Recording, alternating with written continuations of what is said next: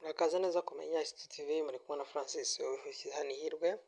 Akanya rero tugiye kurebera hamwe uburyo ubona yenda ukaba waragifunguye nka platform nyinshi, ukaba ufitemo application muri telefone yawe zimwe wenda ntubashe kujya umenya icyo zikoresha ko ari umusaza wagufasha. Rimwe na rimwe wenda ukaba wabura nka password yawe cyangwa kuri platform runaka waragiye warayisuye waravisitinze yenda ukaba watese ndayikora password ko nayibagiwe.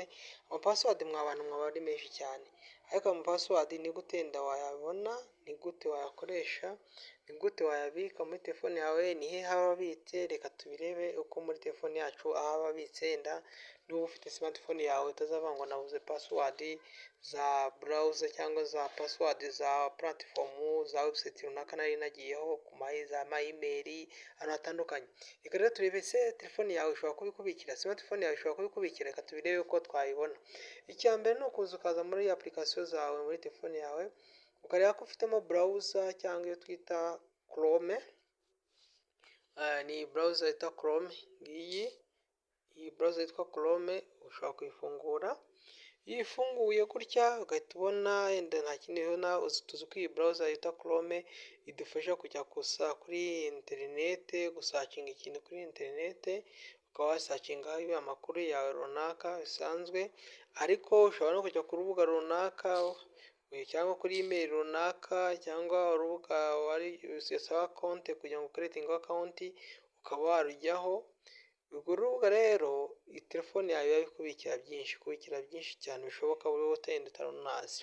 Nuba rero ugifunguriye browser yawe cyangwa Chrome yawe ukayifungura, umara kuyifungura ukabona yenda ukaba watari ibintu nari kubona, iyi ni password y'ibintu nakoreyeho, yenda password nayishyizemo mperuka nyuzuzamo zana password ukaba utabyibuka. Ni gute wabireba ko yabikubikiye?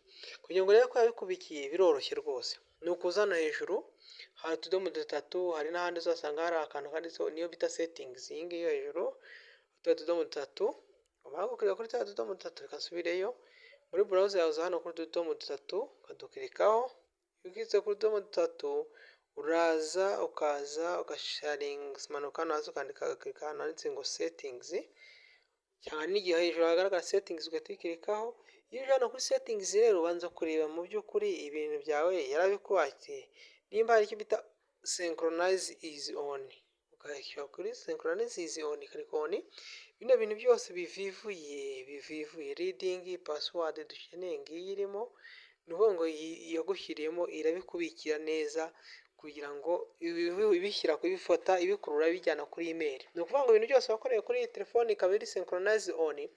Nimba hari browser wafunguye ukoresheje mashini runaka kuri Chrome runaka, ugafungura muri account yawe ya kuri Gmail, kuri email yawe, cyangwa kuri telefoni nk'uko dufite iyi telefoni ugasanga kari akantu ka synchronize karahari, umenye ko yabikubikiye byose irabikurura igukorera backup.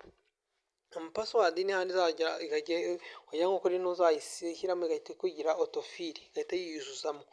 Ahangaha ariko nanone ugomba kwitondera ikintu kijyanye na security. Iyo device wabikoreyeho ugomba kuyitondera kugira ngo utazatuma ohereza urwaho hackers bakabasha kuba babasha kujya gute kukwiba amakuru yawe cyangwa amapassword yawe, kuko nanone bisaba ko ubanza kuba zifite secured pin na fingerprints, ukaba uzizi ko nta wundi muntu muhuze ugashyiraho password kugira ngo urinde iyi browser yawe ya Chrome kugira ngo hatagira umuntu yinjiramo uko abonye bakareba ama password.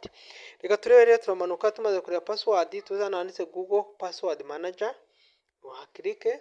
Ndabibutsa ko ariko smartphone turi gukoresha iyo stegeze zirloading ihita zikakwereka password zose, ikwereka ama platform cyangwa website winjiyeho zose, ngizi ikakwereka urutonde rwazo, ukazikwereka rwose password zazo. Noneho babanza ukashakamo iyo ushaka kujyaho winjiyeho ukareba password. Urugero wenda tuvuge ati ngiye kuri iyi ya quiz, ndakirikaho. Nimara gukira kuri ya quiz ngiye gushaka password yayo, bambwiye ngo iki ngo shyiramo pin cyangwa shyiraho fingerprint. Niyo mpamvu nakubwiye ngo ubujyanye n'umutekano w'inuza wa telefone gushyiraho pin na password ziri strong ni ingenzi, kuko nta wabasha kubireba atabifitiye uburenganzira. ninkoresha use pin nakirika hano ngahita nuzamo iyo pin, nakoresha pin urugero nkaza ngakoresha fingerprint ashyiraho iyi sensor igahita inkwereka noneho username nari mfite hejuru na password nakoreyeho.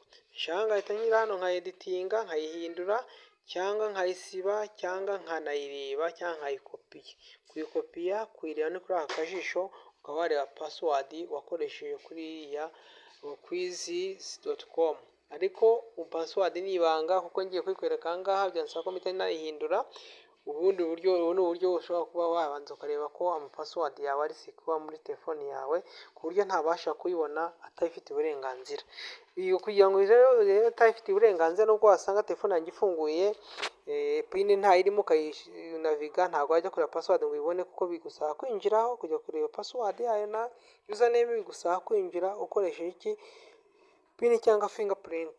Reka nagufunguriye rero cyangwa bikaba ntabiriho. Niho rero iyi password manager Chrome igira ibintu by'ingenzi rwose, ni ukuzana handitse Google password manager ukahita uzireba zose zo wagiye ukoreho zose cyangwa settingamo izindi zose. Hari uburyo uzishetinga password, check sound, ukoresha ubuziranenge n'ibintu bitandukanye birimo muri ubu buryo. Ni uburyo Google Chrome ishobora kongera kudufashamo akandi kantu k'ubwenge bigafasha umuntu. Ni urabizi ko amapassword yabazwi ni formula ya password nyinshi, amapin menshi, amaplatform menshi umuntu yinjiyeho, kugira ngo byose uzabyuka mu mutwe biba bisa n'ibyasaba ko wandika igitabo, ariko kugira ngo telefone yawe ibikubikire neza ni buriya buryo ukoreshamo rwose, ugakorera backup kuri email ku buryo utabasha kubibura. Murakoze murakarama rero, mwari kumwe na Francis wifuza ishya n'ihirwe. Ciao ciao.